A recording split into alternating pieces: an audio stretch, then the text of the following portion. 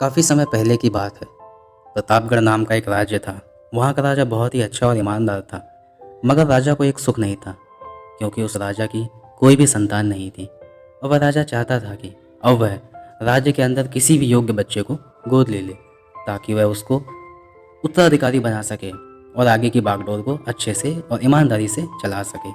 इसी को देखते हुए राजा ने राज्य में घोषणा करवा दी कि कल राज्य के सभी बच्चे राजमहल में एकत्रित हो जाएं। और दूसरे ही दिन कई बच्चे राज्य में एकत्रित हो जाते हैं।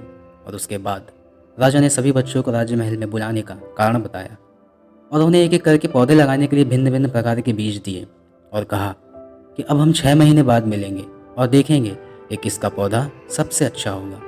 6 महीने बीत जाने के बाद सभी बच्चे राज्य में इकट्ठित होते हैं।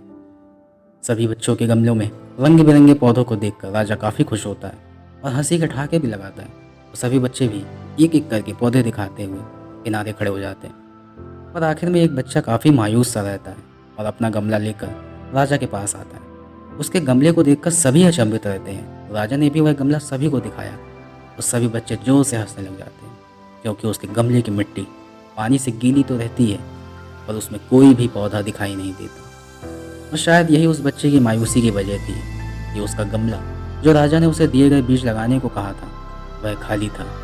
यह देखकर सभी हैरान थे सिवाय एक के, और वो था राजा।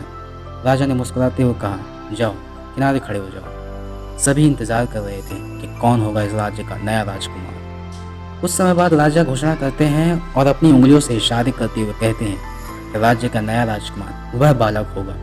और वह बालक कोई और नहीं, वही बालक था जिसके गमले में कुछ नहीं था। सभी एक बार फिर हैरान थे कि राजा ने यह क्या सोच के कर दिया। सभी उत्सुक भी थे यह कारण जानने के लिए।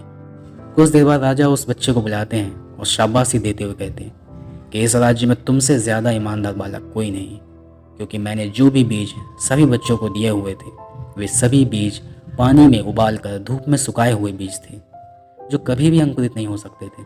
पर तुमने अपनी ईमानदारी का परिचय दिया है, इसलिए तुम इस पद के हकदार हो।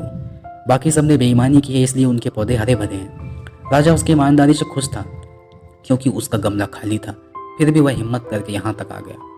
और उसकी ईमानदारी की वजह से उस बच्चे को राज्य का नया राजा बना दिया गया। दोस्तों, इस कहानी से हमें यह सीख मिलती है कि जीवन में कैसी भी चुनौतियाँ आपको मिले, आपको हमेशा ईमानदार होते हुए उसके पार करना चाहिए। फल चाहे जो भी हो उसकी फिक्र ना करते हुए अपना पूरा ध्यान अपने लक्ष्य पर लगाना चाहिए।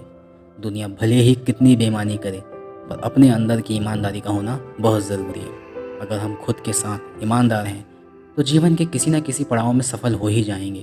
अक्सर हम खुद को पागल बनाकर खुद का ही नुकसान कर लेते हैं। ईमानदारी से किया गया काम आपको दूसरों की नज़रों में पल भर के लिए नीचा जरूर दिखा सकता है, पर जीवन भर आपको खुद की नज़रों में हमेशा सर्वश्रेष्ठ ही दिखाई देगा। धन्यवाद।